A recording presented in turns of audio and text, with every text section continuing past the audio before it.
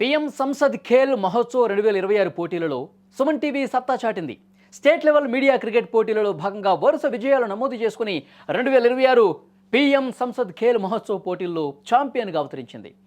ప్రధానమంత్రి నరేంద్ర మోదీ గారి ఆలోచన మేరకు దేశవ్యాప్తంగా క్రీడా సంస్కృతిని, ఫిట్నెస్ ప్రాముఖ్యతను పెంపొందించడమే లక్ష్యంగా ఈ పోటీలను నిర్వహించారు. ఇందులో భాగంగా కేంద్ర మంత్రి జి కిషన్ రెడ్డి పార్లమెంటు సికింద్రాబాద్ నియోజకవర్గంలో కిషన్ రెడ్డి ఏబీవీ ఫౌండేషన్ ఆధ్వర్యంలో క్రీడా పోటీలు సక్సెస్ఫుల్గా జరిగాయి.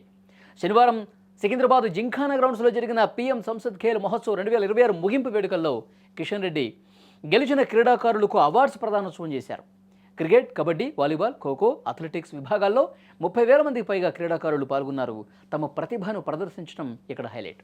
ఇక మీడియా విభాగంలో వరుస విజయాలు నమోదు చేస్తూ ఫైనల్కి చేరిన సుమన్ టీవీ ఫైనల్ మ్యాచ్లో సాక్షి టీవీపై ఘన విజయం సాధించి ఛాంపియన్గా అవతరించడం పట్ల కేంద్ర మంత్రి కిషన్ రెడ్డితో పాటు చాలామంది ప్రముఖులు అభినందనలు, శుభాకాంక్షలు తెలియజేశారు.